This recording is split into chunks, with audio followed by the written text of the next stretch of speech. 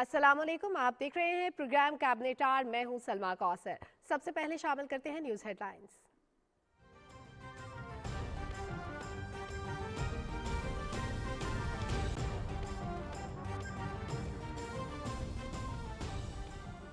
हुकूमत ने पार्लियामेंट में अददी बरतरी साबित कर दी। इंतखाबात तरमीमी बिल 2021 कसरत राय से मंजूर। इंतखाबी अमल में शफाफियत के लिए इलेक्ट्रॉनिक वोटिंग मशीन का इस्तेमाल होगा। वज़ीर आज़म इमरान खान का एक और वादा पूरा। समंदर पार पाकिस्तानियों को वोट का हक मिल गया। तहरीक पर राय शुमारी में हुकूमत को 221 और अपोजिशन को 203 वोट मिले।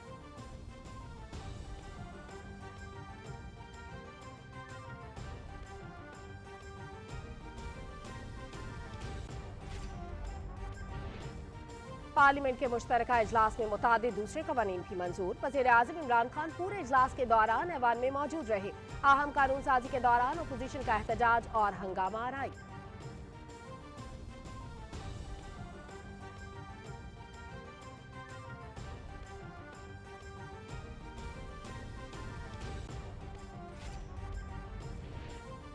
शहबाज शरीफ और बिलावल की तकरीरें शिकस्त खुर्दा सियासतदानों की तकारीर थी। पता चल गया किसके पास अक्सरियत है और कौन अभी से राह फरार इख्तियार कर रहा है।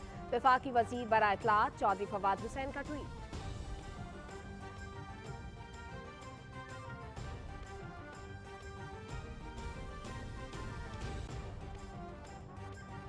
ओपोजिशन को सरप्राइज मिल गया। अल्लाह का शुक्र है आज इमरान खान ने वो कर दिखाया जो किसी ने सोचा भी नहीं था। हुकूमत ने इलेक्ट्रॉनिक वोटिंग मशीन और ओवरसीज पाकिस्तानियों को वोट का हक देने से मुतालिक बिल मंजूर करा लिया।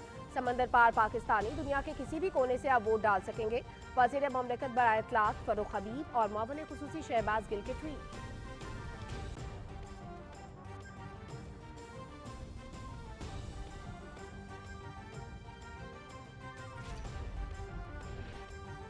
सिख मजहब के बानी बाबा गुरु नानक के 552वें जन्मदिन की 3 रोजा तकरीबात का आगाज। वाघा बॉर्डर और करतारपुर राहदारी से भारतीय सिख यात्रियों की पाकिस्तान आमद। अंदरूनी और बैरून मुल्क से हजारों सिख यात्री तकरीबात में शरीक।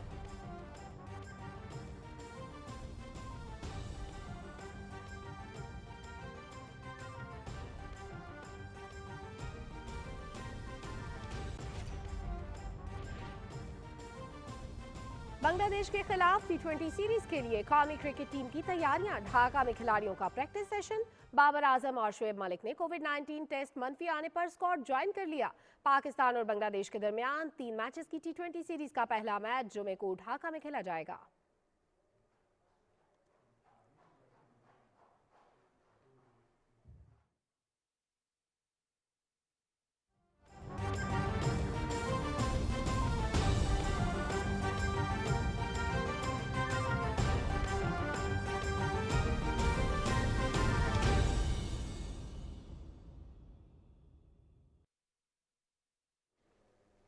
नाजरीन, हेडलाइंस आप जान चुके हैं। खबरों की तफसील शामिल करेंगे एक ब्रेक के बाद। साथ रहिएगा।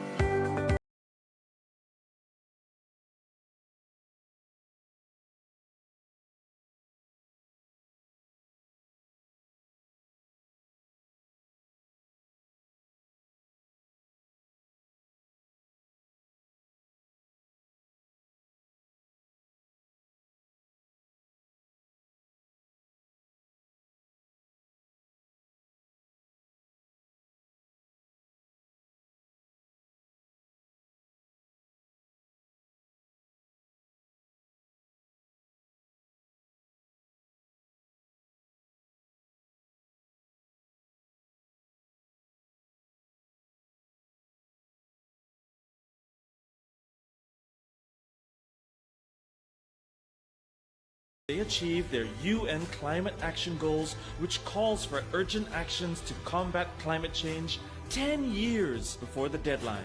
It's not America, the UK, or Australia. It's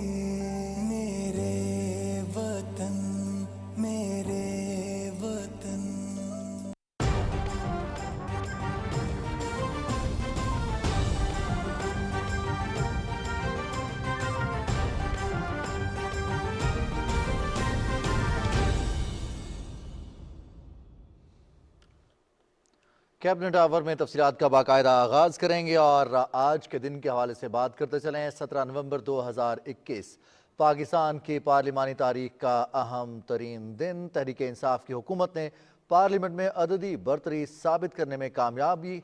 parliament के मुश्तरका इजलास में इंतखाबात तरमीमी बिल 2021 समेत कई अहम बिल कसरत राय से मंजूर कर लिए गए। वज़ीर आज़म इमरान खान के वादे के मुताबिक समंदर पार पाकिस्तानी अवाम इंतखाबात में अपने पसंदीदा उम्मीदवार को वोट दे सकेंगे। तहरीक पर राय शुमारी में हुकूमत को 221 और अपोजिशन को 203 वोट मिले। हुकूमत ने अपोजिशन को 18 वोटों से शिकस्त दी। इंतखाबात तरमीमी बिल 2021, आलमी अदालत इंसाफ, नजरसानी और गौर मुकर्रर बिल 2021, वफाकी दारुल-हुकूमत इस्लामाबाद में रफाई इदारों की रजिस्ट्रेशन, इंज़बात और सहूलतकारी bill 2021, state bank of Pakistan banking services corporation तरमीमी bill 2021, national college of arts institute bill 2021, मुस्लिम आयली कवानीन तरमीमी बिल 2021, इंसदाद जना बिल जबर तहकीकात व समाअत बिल 2021, हैदराबाद इंस्टीट्यूट बराए टेक्निकल और मैनेजमेंट साइंसेज बिल 2021 और इस्लामाबाद तजदीद कराया तरमीमी बिल 2021 कसरत राय से मंजूर कर लिए गए हैं। अपोजिशन के बिलों पर तरामीम को मुस्तरद कर दिया गया है। पार्लियामेंट के मुश्तरका इजलास के दौरान वज़ीर आज़म इमरान खान ऐवान में मौजूद रहे और उन्होंने इंतहाई तवज्जो से सारी कार्रवाई का मुशाहिदा किया। अहम कानून साजी के दौरान अपोजिशन का एहतजाज और हंगामा आराई भी जारी रही। एक मौके पर अपोजिशन ने वॉकआउट भी किया, ताहम बाद में अपोजिशन ऐवान में वापस आ गई।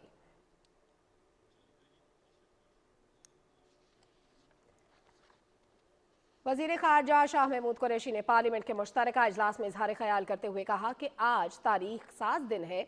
इंतखाबात को हमेशा के लिए शफाफ और गैर जानिबदार बनाने के लिए ऐसी कानून साजी कर रहे हैं कि कोई इंतखाबी अमल पर उंगली न उठा सके। उन्होंने कहा कि पाकिस्तान में इंतखाबी इस्लाहात की ज़रूरत थी, इसके लिए हमने कानूनी रास्ता इख्तियार किया।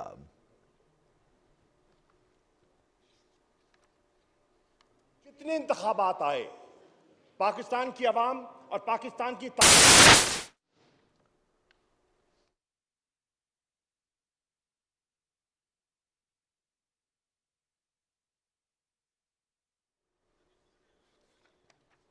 कायदे हिज़्ब इख्तिलाफ मोहम्मद शहबाज शरीफ ने इंतखाबी इस्लाहात के हवाले से बिल पर तहफ़्फ़ुज़ात का इजहार करते हुए कहा कि 1973 के आइन की तरह वसी तर मशावरत की ज़रूरत थी। उन्होंने कहा कि जब तक अपोजिशन की तजावीज़ को ज़ेर गौर नहीं लाया जाएगा, हम ऐसी किसी भी कानून साजी का हिस्सा नहीं बनेंगे।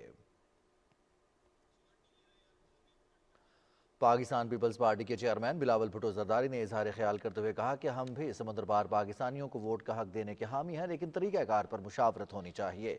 उन्होंने कहा कि अवामी फलाह के कामों को हुकूमत के साथ देने के लिए तैयार हैं।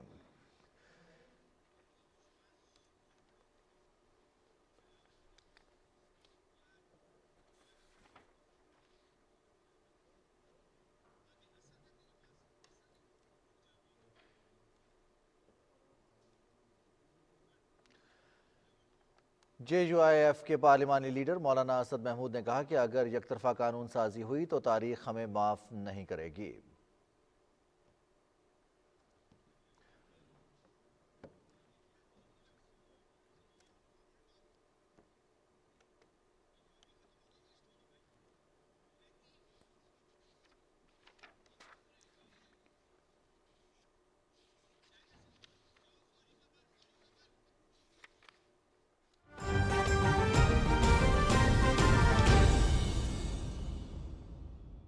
जिससे आपको अंदाज़ा होगा कि सिंध के अवाम का कितना दर्द है और सियासत खेलने का कितना शौक है।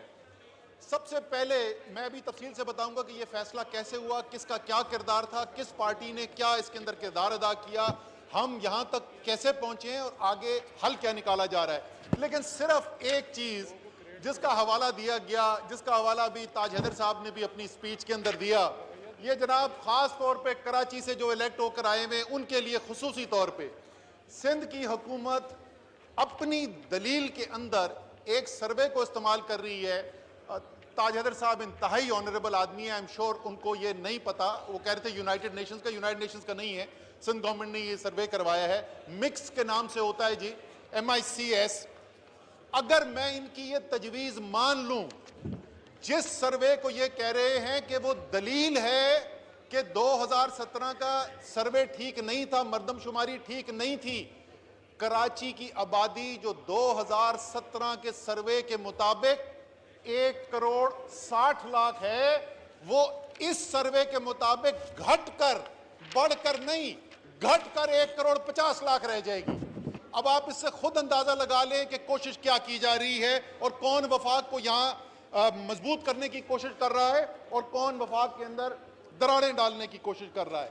अब जरा से इसकी तारीख देख लें कि ये सेंसस हुआ कब। ये 15 मार्च से 24 मई 2017 के दरमियान तकरीबन 2 महीने के पीरियड के अंदर ये सर्वे किया गया।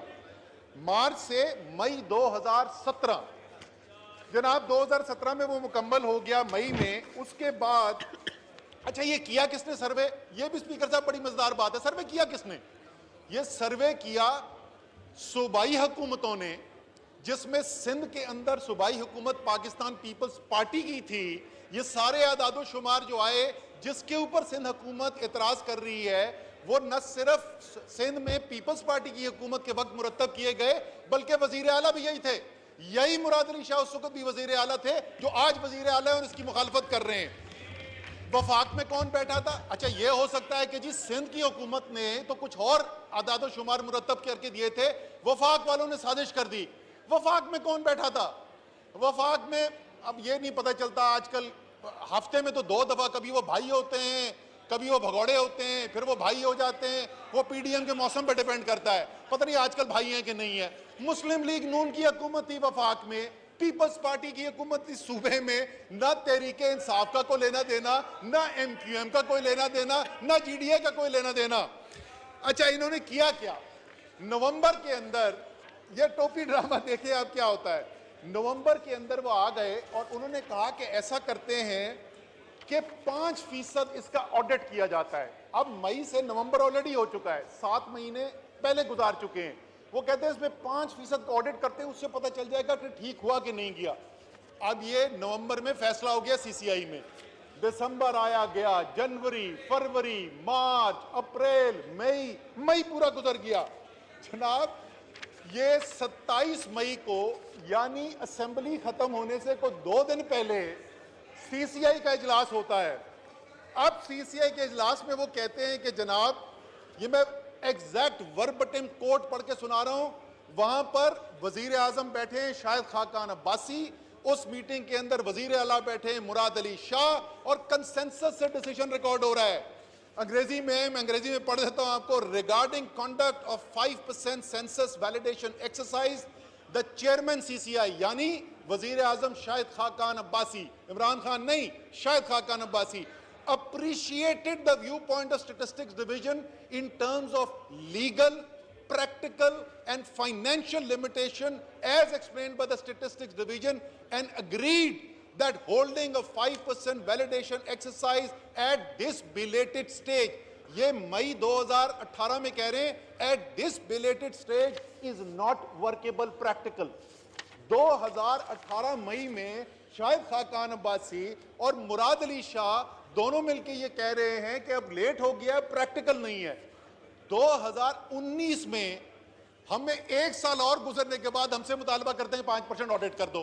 मतलब किसको बेवकूफ बनाने की कोशिश कर रहे हैं? ये तारीख के रिकॉर्ड का हिस्सा है। फिर इसी के अंदर क्या कहते हैं, अब ये देखें सियासत क्या खेली जा रही है। और ये मैं दोबारा याद दहानी करा रहा हूं, असेंबली के खत्म होने से 2 दिन पहले की बात हो रही है।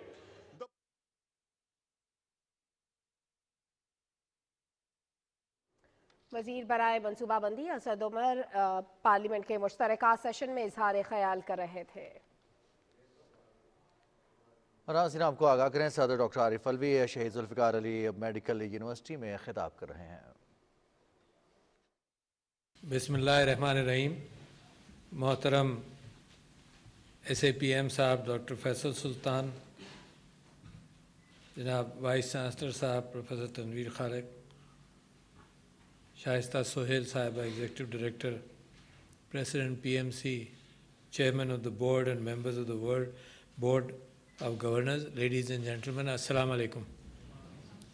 मुझे आजकल बड़ा तजुर्बा है हर जगह तकरीर करने का, मगर जहाँ दिल से बात होती है वो ऐसी इंस्टीट्यूशन हैं जिनके साथ ज़िंदगी भर का मेरा वास्ता और वाबस्तगी रही है। तो सबसे पहले तो मैं मुबारकबाद देना चाहता हूँ आपको कि आपने एकेडमिक ब्लॉक की ग्राउंड ब्रेकिंग सेरेमनी की और ये इमारत के तामीर होने के लिए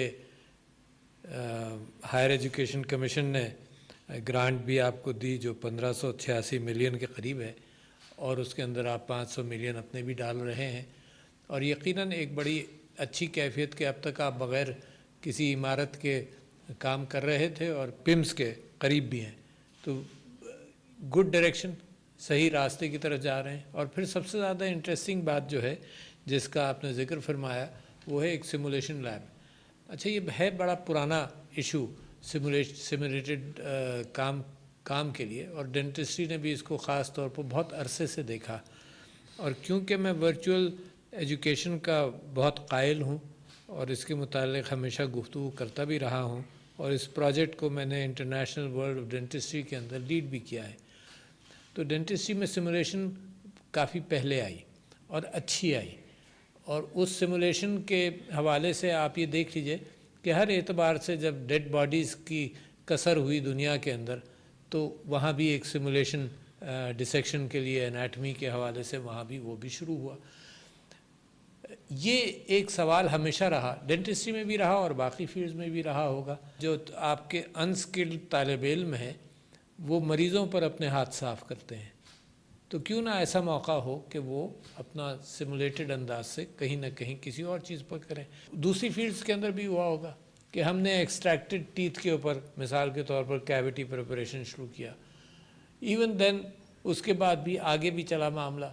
फिर इस बात का जब ऑनलाइन लर्निंग शुरू हुई तो मैं बाज़ जगहों पर लोगों को मिसाल देता हूँ कि लोग ये कहते हैं, और सारी यूनिवर्सिटीज़ आजकल मेडिसिन और डेंटिस्ट्री के अलावा मेरा एक और बहुत बड़ा इंटरेस्ट है IT के अंदर, और मैं वहाँ पर गुफ्तगू कर रहा हूँ सबके साथ नंबर्स बढ़ाने का। यू कांट इमेजिन कि कितनी डर्थ है नंबर्स की। I just give you a small figure कि पाकिस्तान के अंदर 26,000 IT ग्रेजुएट्स हर साल निकलते हैं और पड़ोस के मुल्क में 8 लाख निकलते हैं। एक बहुत बड़ा गैप है जिसको हमें पूरा करना है। मगर मेडिसिन एंड डेंटिस्ट्री के अंदर मेरी आपसे गुजारिश है कि you keep on having a market understanding of what is happening, और उसके साथ साथ आप प्रोड्यूस करें, क्योंकि जब आपने एक्सेस में प्रोड्यूस किया तो पाकिस्तान का बेहतरीन टैलेंट बाहर गया। क्रीम आपकी अच्छे अखलाकियात से खाकर आपने सबको 70, 80, 90 में बाहर भेज दिया। अब वो वहीं के हो गए, ज़ाहिर है कुछ उनका दिल तो यहीं लगा रहता है, कुछ वो कंट्रीब्यूट भी करते हैं, but a small proportion, may be 5% कर लेते होंगे, 10% कर लेते होंगे।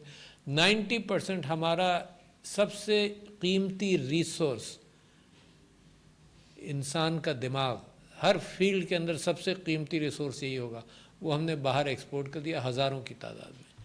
तो we are not interested in that any more. And just to give an example which I have been giving frequently, there was an ambassador of Pakistan going to a foreign country, तो उसने मुझे 1-2-3 महीने हुए जाने से पहले वो मेरे पास आए और उन्होंने कहा कि जी हम ह्यूमन इंटेलेक्ट को और लेबर को हम एक्सपोर्ट करना चाहते हैं, तो जिस मुल्क में मैं जा रहा हूँ वहाँ पे मैं उनसे ये कहूँगा कि नर्सेज हमारे अच्छी ट्रेंड हैं, उनको आप लें, हमें अपनी ज़रूरत है। हमारा फिगर जो फैसल सुल्तान साहब और आप सब लोग बताते हैं वो तकरीबन 9 लाख नर्सेज की ज़रूरत है या कमो बेश, और 2 लाख हमारे पास हैं। तो जिस रफ्तार से हम प्रोड्यूस कर रहे हैं तो 8-10 साल में तो हम मौजूदा फिगर तक पहुँचेंगे। तो लिहाजा we are not today not interested in exporting labour. अच्छा, एक और काम होता है कि जिसके अंदर हायर एजुकेशन के लिए लोग बाहर चले जाते हैं, बाहर से ट्रेनिंग लेकर आते हैं। एक बहुत बड़ी चीज़ होती है जना, मैं भी बाहर गया, 75 में वापस आया, फिर गया, फिर 84 में वापस आया, बहुत बड़ा अपना ज़ाती पैसा खर्च किया, सब कुछ किया, and it took years for my training to be completed and I came back. इन फील्ड्स के अंदर हमें बड़ी एहतियात करनी है। We have to produce numbers. There is one secure field जिसमें दुनिया में अब डिस्टेंस कोई नहीं है, तो जितने बाहर गए पढ़ने के लिए वो बाहर के हो गए, चाहे हायर एजुकेशन के लिए गए, भाई डिग्रीज पूरे सिग्नेचर पूरा वो कराते थे, कॉन्ट्रैक्ट कराते थे कि तुम जाओगे, अगर 2 साल बाहर हम तुम्हें स्पॉन्सर कर रहे हैं तो 4 साल यहाँ आकर तुम खिदमत करोगे, समथिंग लाइक दैट। उसके बावजूद लोग बाहर रह जाते थे। तो लिहाजा मैं समझता हूँ कि यहाँ पर ही हमने फोकस करना है। मैन पावर रिक्वायरमेंट्स और man power production, we have to match them. अच्छा, कभी मार्केट मैच करता है। पिछले दिनों ये कैफियत हो रही थी कि पीएमसी के सदर मेरे साथ कराची के अंदर वी वर मीटिंग, जो डेंटल कॉलेज के ओनर्स थे, प्राइवेट डेंटल कॉलेजेस के, तो उन्होंने बहुत सारे, यानी एक बड़ी तादाद में डेंटल कॉलेजेस खुल गए, यानी शायद मेडिकल ग्रेजुएट्स की तादाद पिछले 8, 10, 20, 15 साल के अंदर दुगनी हुई, और डेंटल कॉलेजेस की ग्रेजुएट्स की तादाद 7, 8 या 9 गुना हो गई। तो मार्केट के अंदर फिर उनको शॉर्टेज इतना हुआ दाखिलों का कि वो कह रहे थे कि जी आप ये एडमिशन लेवल्स को कम कर दें, यानी 60% आपने किया था, उनकी रिक्वेस्ट ये थी कि 40% करोगे तो हमारी सीटें भरेंगी। तो वहाँ पर मार्केट इज़ फंक्शनिंग। तो मैं ये समझता हूँ कि मार्केट भी फंक्शन करे, प्लस आपकी quality of education has to improve very significantly. जाहिर है आप चाहते यही हैं। आप जब रैंकिंग में अपना नाम डालते हैं, और आपने फरमाया and good work is being done here माशाअल्लाह, आपने कहा कि जनाब this is the first university and we are proud of it in Pakistan, और दूसरे आपने कहा कि 5th इन रैंकिंग इन पाकिस्तान, तो दैट्स अ गुड एफर्ट। तो जब आप रैंकिंग इम्प्रूव करते हैं तो that is the quality of education. और जितनी भी कंट्रोवर्सी हो, नई चीज़ को अडॉप्ट करने के अंदर बड़ी कंट्रोवर्सी होती है। आपने ये जो MD कैट के इम्तहान थे, इसने सबसे ज़्यादा एक कंट्रोवर्सी, इसको पॉलिटिकल फोरम के अंदर भी आ गई ये कंट्रोवर्सी, लोगों ने कहा ये वापस करो, वो वापस करो, वापस इम्तहान कैंसिल करा दो। लोग अवेयर नहीं है कॉन्सेप्ट के, और जब अवेयर नहीं होते हैं तो it's opens up to its window to politics also, कि जिसने पॉलिटिक्स करनी है, जिस सियासतदान का एक अंदाज तो ये है कि जो भी मजमा कह रहा हो उसने वही राग अलापना है, ये भी उसकी मजबूरी है क्योंकि वोट लेने जब जाता है। तो ये you suffered from a political reaction in that and in a number of areas, wherever. For example, I don't know, it's not a political statement which I am making, electronic voting machines.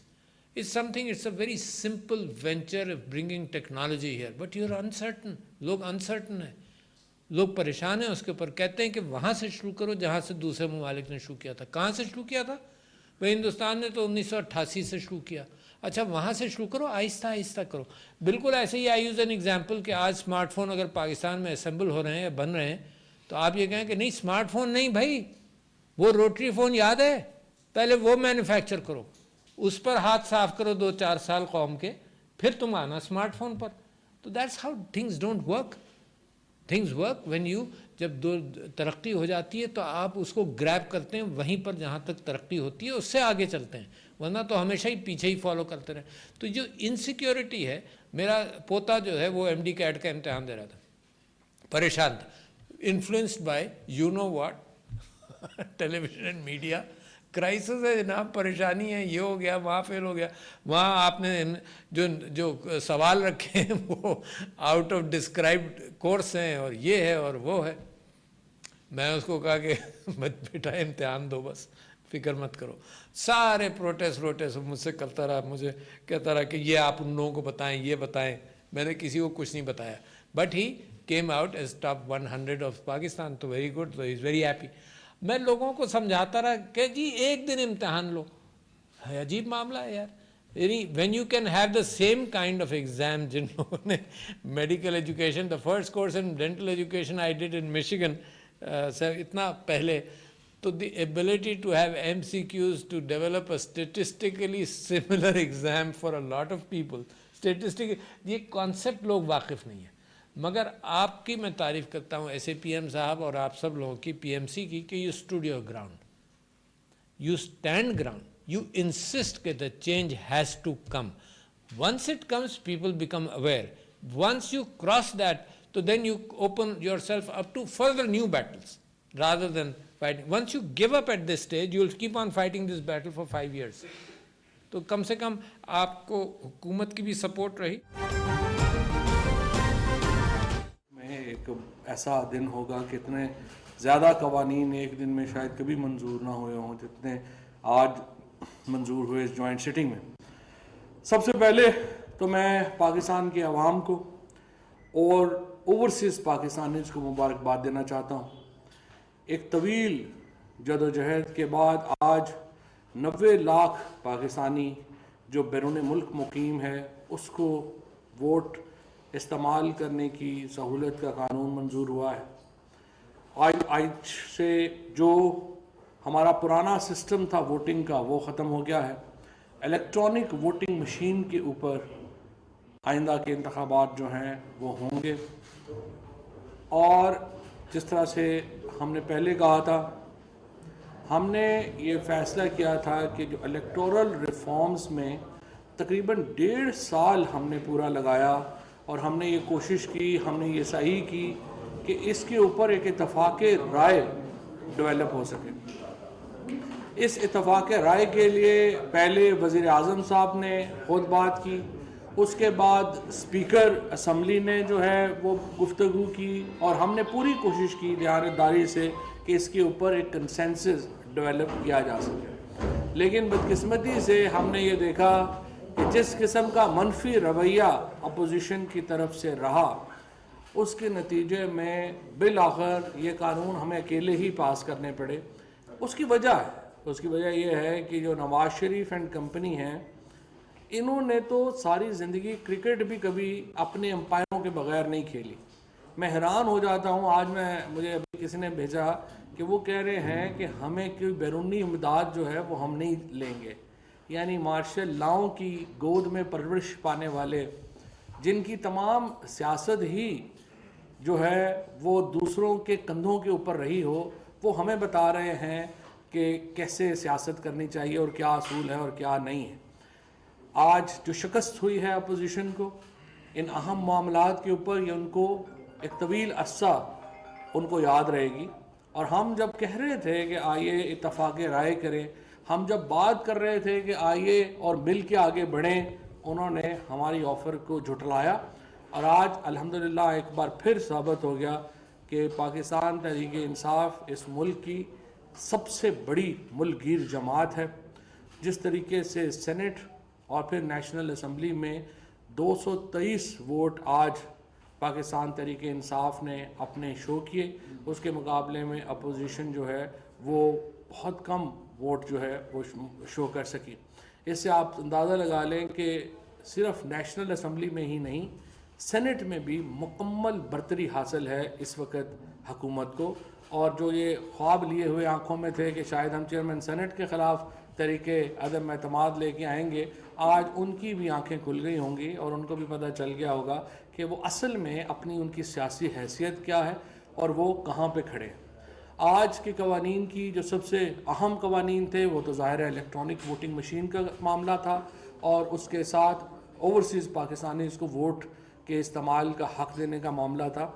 लेकिन इसके अलावा भी बहुत I would say कि यादगार और बहुत अच्छी जो लेजिस्लेशन है, कानून साजी हुई है, जिसमें मैं समझता हूँ कि जो रेप के एंटी रेप लॉ है उसमें जो तरामीम आई हैं और औरतों और बच्चों के लिए जो तरामीम आज कानून में लाई गई हैं, जिसके तहत खसूसी अदालतें कायम होंगी और फिर खसूसी इन्वेस्टिगेशन सेल क्रिएट किए जाएंगे रेप केसेस को देखने के लिए। और इसी तरह से जो वरासत का कानून है उसमें जो सहूलियात जितना ख़वातीन के लिए तहरीक इंसाफ की हुकूमत ने वरासत के कानून में तब्दीलियाँ ला के जो सहूलतें पैदा की हैं, इतनी कभी और किसी हुकूमत ने उसके करीब भी नहीं सोचा।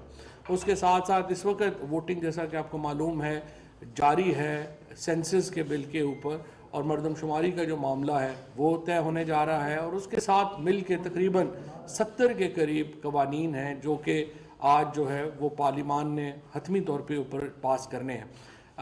मैं ये समझता हूँ कि इससे उन लोगों का शौक़ भी पूरा हो गया होगा जो बताना चाहते थे कि इदारों के और हमारे दरमियान क्या फ़र्क है। अब आज सारे बैठे हुए जो हैं वो ये कह रहे हैं कि नहीं जी इदारे इनके पीछे खड़े थे वरना ये नहीं है। और एक हफ़्ता इन्होंने एक शेड्यूल बनाया हुआ है महीने का, एक हफ़्ता इन्होंने फ़ौज के ख़िलाफ़ होना है, अगले हफ्ते फ़ौज के साथ डील करने की कोशिश करनी है, तीसरे हफ्ते अदलिया के ख़िलाफ़ होना है, चौथे हफ्ते अदलिया से डील करने की कोशिश करनी है।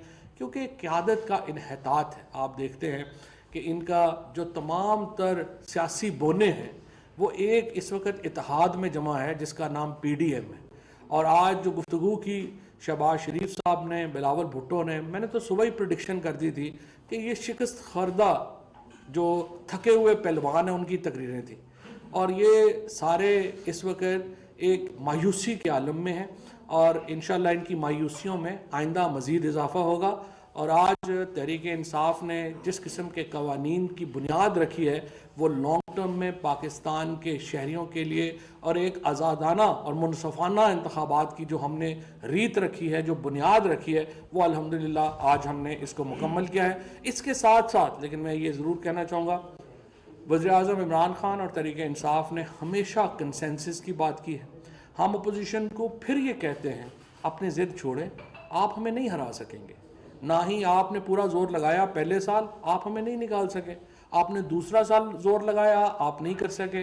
अब तीसरे साल आपने फिर जोर लगाया, आप फिर रह गए। मैं आपसे ये कहता हूँ, ये थके हुए पहलवानों का काम नहीं है। आप अपनी स्ट्रेटजी में तब्दीली करें, हमारे साथ बैठें, और जो कवानीन मुल्क के लिए एक नेशनल कौमी मुफाद में है उनको लेके हम आगे बढ़ने को आज भी तैयार हैं। मैं सिर्फ एक बात कर दूं, वो शरारत पता नहीं इनकी थी, माजरत चाहता हूं आपसे, आप अंदर थे, आपकी इजाज़त के बगैर वो शरारत की। वो अपोजिशन सारी बाहर जा रही थी, मैंने कहा मेला नहीं लगेगा, तो इनके थ्रू एक टिकर चलवा दिया कि प्राइम मिनिस्टर शायद आज तकरीर करेंगे। वो सारे वापस आके बैठ गए, क्या हल्ला गुल्ला। तो अभी तक बेचारे बैठे हुए हैं, तो हमारी गुजारिश है कि चले जाएं तकरीर। तो इसलिए आज मुमकिन नहीं हो सके कि अभी तक लेजिस्लेशन ही ख़त्म नहीं हुई। तो जब लेजिस्लेशन ख़त्म होगी, 70 के करीब बिल है वो मुकम्मल होंगे, तो फिर को तकरीर की बारी। और वो आज चांस नहीं था उसका, लेकिन वो बैठे हैं सुनने के लिए। सर ये बताइएगा कि एक तो जो इनिशियली जो अपोजिशन की तरफ से चीज आई है कि काउंटिंग को जो है वो मुतनाज़ा कह रहे हैं, वो कह रहे हैं कि 6 से 11 जो वोट है वो दोबारा काउंट कीजिए। एक तो ये मामला है, और दूसरा मुझे ये बताएं कि MQM ने EVM के हवाले से कौन सी सिफारिशात दी हैं जो कि ऐड ऑन की गई हैं इस कानून में? नहीं, वो तो देखिए ना, जो इलेक्शन कमीशन की जो सिफारिशात थी 36, वो भी इनकॉर्पोरेट कर दी गई हैं, और अगर कोई टेक्निकल MQM का होगा तो वो भी इनकॉर्पोरेट कर देंगे। टेक्नोलॉजी तो देखिए, बिल तो ये है ना कि नई टेक्नोलॉजी से इलेक्शन होने हैं। टेक्नोलॉजीज तो ज़ाहिर है आगे बढ़ती जाएंगी, ये तो नहीं कि वो हतमी टेक्नोलॉजी तो जो है वो नहीं आगे, तो आगे बढ़ती जाएंगी। दूसरी बात यह है कि जो आपने अपोजिशन के हवाले से आपने क्या बात की, नंबर्स, हाँ, तो वो कह रहे हैं कि 70 एक बिल के ऊपर तो वोटिंग नहीं हुई ना, 70 बिलों के ऊपर वोटिंग हुई। तो अगर 70 दफ़ा उनकी वोटिंग जो है वो उनको, तो अभी भी अगर मैं अपोजिशन से सिर्फ पूछना चाहता हूँ कि और खुश हो स्पीकर के मुंह पे जो कॉपियां मारी थी उस वजह से बात, बड़ा अफसोस ना। पहली बात तो ये, इसको क्या कहा जाए, जाहिर है बदतमीजी है। फवाद साहब क्या समझते हैं, EVM कानून साजी जो है, बतौर वकील क्या समझते हैं कि ये अदालत में चैलेंज हो सकती है? अदालत में तो ज़ाहिर हर चीज़ चैलेंज हो सकती है, लेकिन इशू ये है कि ये पार्लियामेंट की प्रोसीडिंग्स हैं, both houses of the parliament ने इसकी मंजूरी दी है, सो कानूनी तौर के ऊपर इसको चैलेंज करना का काफ़ी मुश्किल होगा। और आज जो स्पीकर साहब के साथ बदतमीज़ी की, उसका जवाब अपोजिशन को जनाटेदार थप्पड़ की सूरत में मिला है, जो आज पूरे ऐवान ने उनके मुंह पे मारा है। ये फरमा दीजिएगा कि अपोजिशन लीडर ने कहा है कि उनके मेंबरान को जब गिनती हुई है तो शो नहीं किया गया, कम जाहिर किया गया है, इस पे क्या कहेंगे? और दूसरा, अगर ये बिल सुप्रीम कोर्ट में या किसी भी अदालत में चैलेंज होता है तो कानून साथी करना तो पार्लियामेंट का काम है, अदालत तो तशरीह कर सकती है, इस पे क्या कहेंगे? वो तो जिस तरह मैंने आपको बताया कि जॉइंट हाउसेस का बिल है, सो बड़ा कानूनी तौर के ऊपर बड़ा मुश्किल होगा इसको पास चैलेंज करना, लेकिन सारे चैलेंज हो सकते हैं। दूसरी बात यह है कि मैं लीडर ऑफ द अपोजिशन को दावत देता हूँ कि अगर आपको ऐवान के ऊपर या 70 दफ़ा गिनती के ऊपर भी यकीन नहीं है तो मीडिया में अपने 224 लोग जाहिर कर दें, अभी आज ही ले आए, घंटे में खाना भी हम खिला देंगे। फवाद साहब, मौलाना ने कहा है कि कुछ फ़ोन कॉल मौसूल हुई और आज आमिर आगा साहब भी कह के गए हैं सुबह कि हम आए नहीं वोटिंग लाए गए हैं, तो इस पर क्या कहेंगे? आमिर जाकिर साहब को लेके आए हैं, मैं लेके आया हूँ अली जैदी के साथ। इलेक्शन कमीशन के जो 34 सवालात हैं उनके जवाब हुकूमत कब देगी? दे दिए 34 सारे के सारे जो नई मशीनें आई हैं ना, उनमें वो सारे सवालात इनकॉर्पोरेटेड है और वो सारे के सारा बेसिकली मसलन सवाल क्या है, इलेक्शन कमीशन का मिसाल मैं आपको देता हूँ। उनका ये है कि आप इसको टच स्क्रीन ना करें, क्योंकि इसके ऊपर फॉर एग्जांपल कोई एल्फी डाल जाएगा, तो आपने क्या किया कि स्क्रीन जो है वो रगड़ बना दी है। अब उसके ऊपर अगर कोई पत्थर भी मारेगा तो स्क्रीन नहीं टूट सकती। इस किस्म के उनके हैं। सर, आपके एलाइज जो हैं उनके तमाम तहफ़्फ़ुज़ात दूर कर दिए गए हैं या अभी ऑन प्रोसेस है चीज़ें? नहीं, सारे इल्ज़ाम जो आज जिस तरह से एलाइज ने हमारा सपोर्ट किया है, मैं उनका भी शुक्रिया अदा करना चाहता हूँ। और पूरे इस वक्त तहरीके इंसाफ की जो अरकान हैं, जो इत्तेहादी हैं, वो सीसा पलाई दीवार की तरह हमारे साथ खड़े हैं वज़ीर-ए-आज़म साहब के साथ। के हवाले से बात करना चाह रहा था। अपोजिशन ये इल्ज़ाम लगा रही है कि कानून साजी के लिए 222 अरकान का होना लाजमी है, लेकिन गिनती में 221 आए हैं और ये जो बिल पास हुए हैं ये गैर कानूनी है। जो कॉन्स्टिट्यूशन में स्पीकर साहब ने पढ़ के दिखाया, पहली बात तो ये कि मेंबर्स तो 223 हैं जो ओवरऑल शो किए गए। तो अगर 221 का भी मामला है जो पहले बिल के ऊपर, तो वो कॉन्स्टिट्यूशन में लिखा हुआ है कि जो मेंबर्स ऑफ द प्रेजेंट, जितने मेंबर प्रेजेंट होंगे उसके ऊपर जो है वो होता है। तो चूँकि कॉन्स्टिट्यूशन प्रिवेल करता है बाकी सारी चीज़ों के ऊपर, तो कॉन्स्टिट्यूशन का है। लेकिन मैं तो जिस तरह से किया कि अपोजिशन अगर अभी भी 223 लोग ला सकती है, खाने का बिल ये कियानी साहब खड़े हैं, इनसे रिक्वेस्ट कर लेंगे, दे देंगे, ले आएँ आपके साथ खाना खिलाएं। आखिरी सवाल ये आपसे आज सर, इलेक्ट्रॉनिक वोटिंग मशीन पे इलेक्शन में क्या मुतमैन है? एक चीज़, दूसरा 2023 की जो इलेक्शन है क्या इलेक्ट्रॉनिक वोटिंग मशीन के लिए होगी या सिर्फ बैरून मुल्क पाकिस्तानियों के लिए? नहीं, वो जो बैरून मुल्क पाकिस्तानियों के लिए निज़ाम है वो आई वोटिंग का है। जो अंदरून मुल्क पाकिस्तानियों के लिए इलेक्ट्रॉनिक वोटिंग मशीन का निज़ाम है, जो आज पार्लियामेंट ने अप्रूव किया। और हम जो इलेक्शन कैसे होने हैं ये तय पार्लियामेंट ने करना है, उनको कराने का इंतज़ाम इलेक्शन कमीशन ने करना है, लेकिन कैसे होने हैं ये पार्लियामेंट का। अल्हम्दुलिल्लाह। आज़ादाना और शफाफ इंतखाबात के लिए जो बुनियाद रखी थी उसकी आज तकमील हो गई। ये कहना है वफाकी वज़ीर इत्तलात चौधरी फवाद हुसैन का। उनके हमरा शहबाज गिल और आमिर कियानी भी मौजूद थे। वफाकी वज़ीर इत्तलात और नशियात चौधरी फवाद हुसैन ने कहा कि औरतों और बच्चों के लिए खुसूसी अदालतें कायम की जाएंगी। इसके अलावा उनका कहना था कि 90 लाख ओवरसीज़ पाकिस्तानियों को वोट का हक भी दिया जा रहा है। इसके साथ साथ उनका ये कहना है कि बदकिस्मती है, अपोजिशन को साथ लेकर चलना चाहते थे, लेकिन आज फिर अपोजिशन ने मनफी रवैया इख्तियार किया। एक ब्रेक लेंगे, ब्रेक के बाद वापस आएंगे। कैबिनेट आवर में हमारे साथ रहिएगा।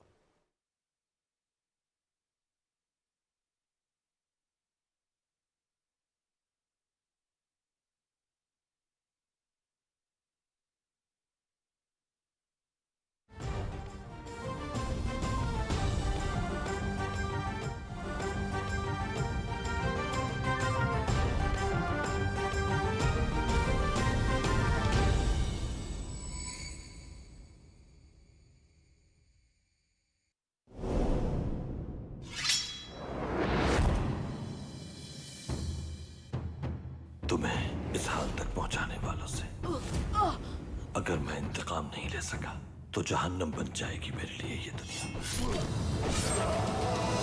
यहाँ तब तक हुकूमत नहीं कर सकते जब तक मुसलमानों का ताल्लुक दीन से नहीं तोड़ देते। मैं जाल बिछा चुका हूँ। अब किले को तबाह बर्बाद करना लाजिम हो गया है। अब शिकार को काबू करने का काम तुम्हारा है। रियासत की हिफाजत करना क्या अब तुम सिखाओगे? तुम जैसे मंगोलों के गुलाम की मैं कभी भी पैरवी नहीं करूंगा। तदाबीर कर ले, वो आपको मारना चाहते हैं। इंसान की मौत सिर्फ अल्लाह के हाथ में है सामुच।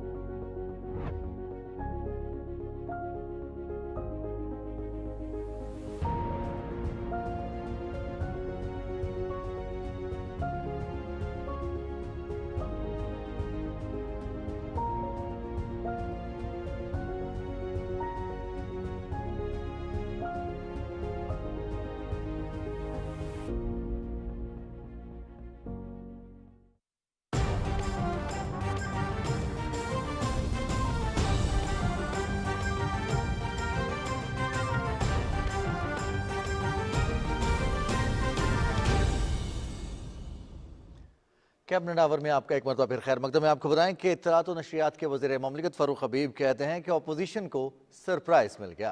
अपने ट्विटर पैगाम में उन्होंने कहा कि पार्लियामेंट में ईवीएम मशीन और ओवरसीज पाकिस्तानियों को वोट का हक देने से मुतालिक हुकूमत का इंतखाबी इस्लाहात दोयम तरमीमी बिल 2021 221 वोटों से मंजूर कर लिया।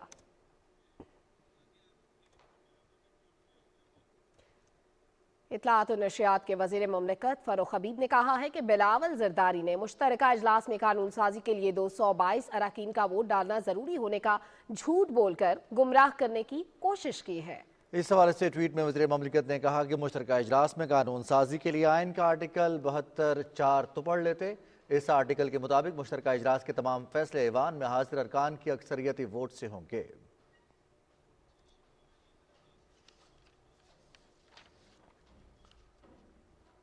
वज़ीर science and technology Shibli Faraz ने कहा है कि वज़ीर आज़म इमरान खान क्रिकेट में न्यूट्रल अंपायर लेकर आए। अब इलेक्ट्रॉनिक वोटिंग मशीन सियासत में न्यूट्रल अंपायर का किरदार अदा करेगी। इस्लामाबाद में मीडिया से गुफ्तगू में उन्होंने कहा कि आज जमहूरियत के लिए अहम दिन है।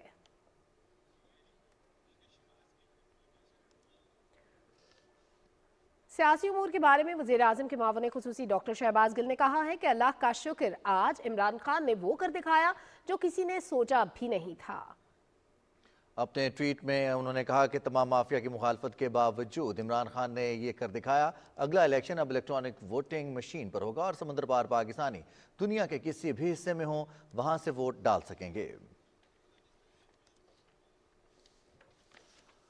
और अफगानिस्तान से खबरें आपको। अफगानिस्तान के वज़ीर अमर बिल मारूफ व नही अनिल मुनकर शेख मोहम्मद खालिद ने कहा है कि हामिद करज़ई, डॉक्टर अब्दुल्ला अब्दुल्ला और मुस्लिम जार समेत साबिक दौर के तमाम मुजरमों को आम माफ़ी दी जा चुकी है, लिहाजा अब किसी को मुल्क छोड़कर जाने की इजाज़त नहीं।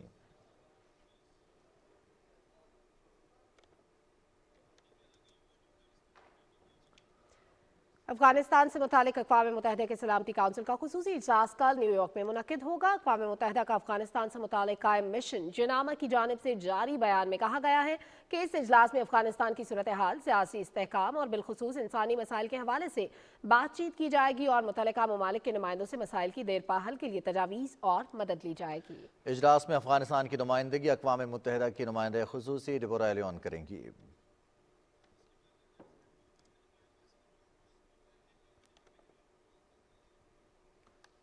स्पीकर कौमी असम्बली असद कैसर से बहरीन की कौंसिल ऑफ नुमाइंदगान के स्पीकर फौजिया बिनते अब्दुल्ला ज़िनाल ने पार्लिमानी वफ़द के हमरा मुलाकात की। मुलाकात में दो तरफ़ा ताल्लुकात, खित्ते की सूरत हाल और बाहमी दिलचस्पी के दीगर उमूर पर तबादला ख्याल किया गया।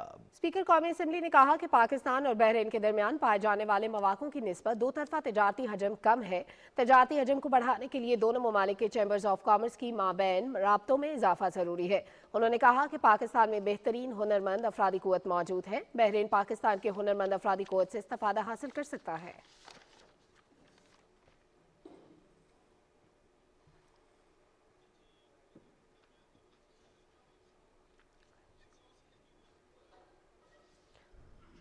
National command and operation centre का इजलास मनसूबाबंदी, तरक्की और खुसूसी इक़दामात के वफाकी वज़ीर असद उमर की सदारत में हुआ। NCOC ने वैक्सीनेशन के लाहे अमल का तफसीली जायजा लिया। इजलास में फैसला किया गया कि कोरोना वबा पर काबू पाने के लिए ज़्यादा से ज़्यादा लोगों की वैक्सीनेशन की जाए। NCOC को बताया गया कि वैक्सीनेशन के हवाले से चैटबोट और कॉल सेंटर्स कायम किए जा रहे हैं ताकि वैक्सीनेशन के अहल ज़्यादा से ज़्यादा अफराद तक आगाही पहुँचाई जा सके।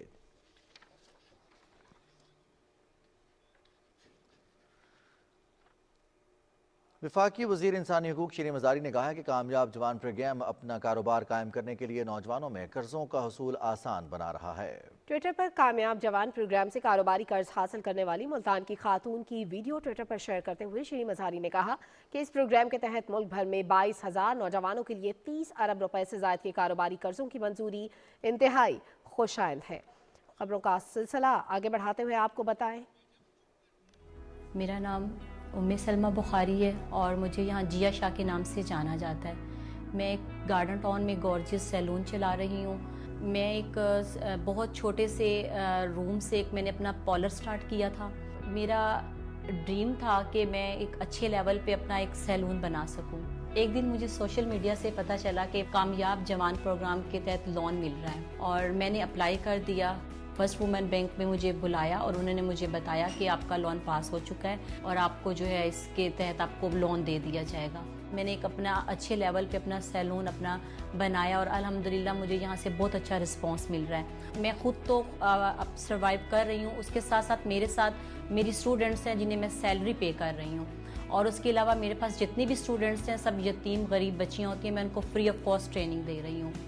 जी अस्सलाम वालेकुम, मेरा नाम नाजिया है। मैं मैम सलमा के साथ काम करती हूँ। मुझे वो सैलरी देती हैं जिससे हमारे घर का अच्छा निज़ाम चलता है और माशाल्लाह से मैं अपने घर का सर्कल अच्छा से चला रही हूँ। मैं बहुत शुक्रगुज़ार हूँ वज़ीर आज़म इमरान खान साहब की, कामयाब जवान प्रोग्राम और उसके अलावा फर्स्ट वुमेन बैंक की।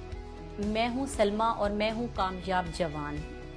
100 अरब रुपए की कामयाब जवान लोन स्कीम से खालिसतन मेरिट की बुनियाद पर अब तक 22,000 से जायद कारोबारों के लिए 30 अरब रुपए के कर्जाजात की मंजूरी, क्योंकि हमारा यकीन है कामयाब जवान बनाएंगे कामयाब पाकिस्तान।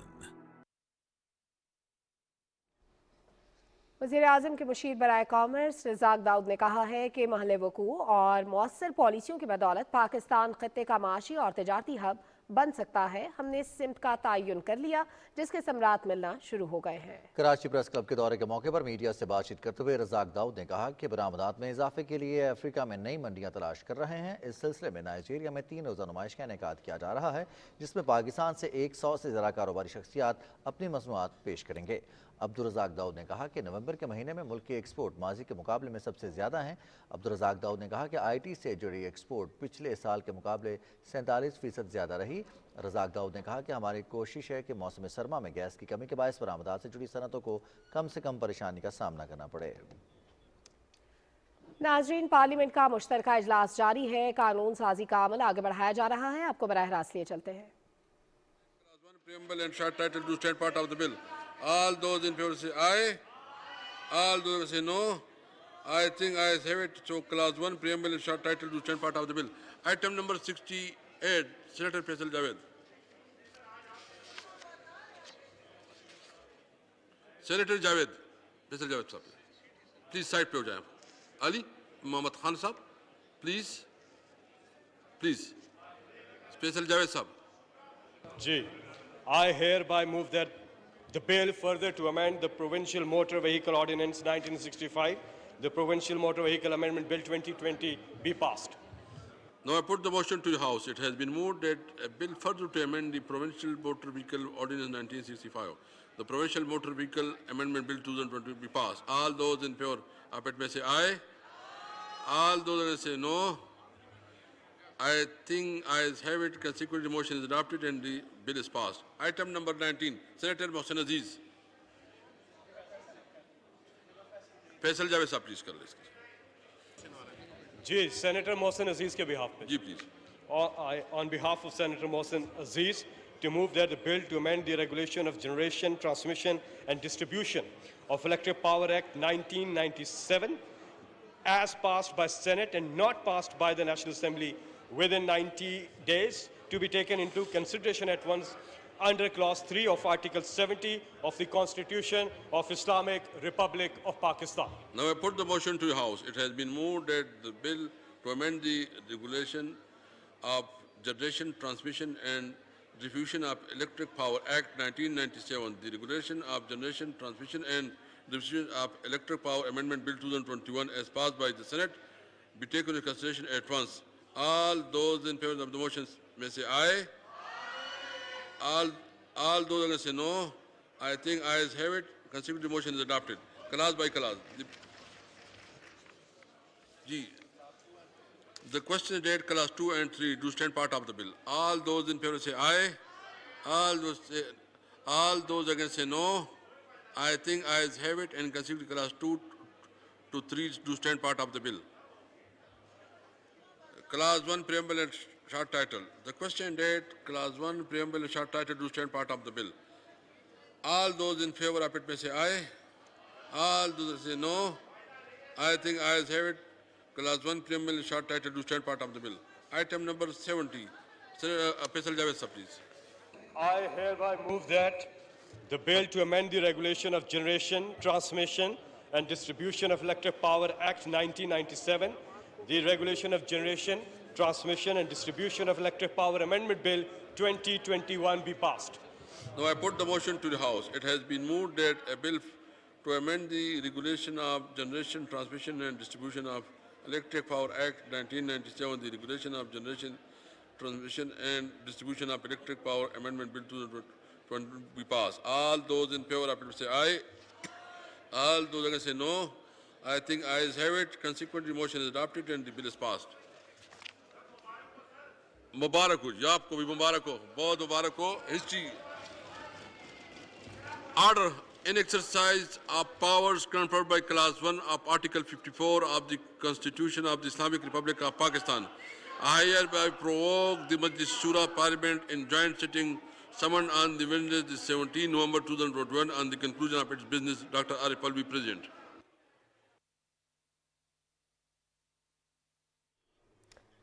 पार्लियामेंट का मुश्तरका इजलास स्पीकर असद कैसर सदारत कर रहे थे और मुख्तलिफ उमूर पर कानून साजी का अमल मुकम्मल किया गया। मुतादिद बिल्स मंजूर किए गए। दिन भर मुतादिद बिल्स की मंजूरी दी गई। शिकवार मंजूरी का अमल चलता रहा और अब इस पार्लियामेंट के मुश्तरका इजलास का कंक्लूजन होगा सदर डॉक्टर आरिफ अलवी के खिताब से। मुश्तरका इजलास की कार्रवाई पाकिस्तान टेलीविजन न्यूज़ ने बराह रास्त आपके साथ शेयर की। दिन भर होने वाली पेशरफ्त के हवाले से, कानून साजी के हवाले से आपको आगाह करता रहा पाकिस्तान टेलीविजन न्यूज़। हम आपके साथ मौजूद रहे। अब कैबिनेट आवर से भी हमें इजाज़त दीजिए। मज़ीद खबरों और तफसीलात के लिए पाकिस्तान टेलीविजन न्यूज़ के साथ रहिए।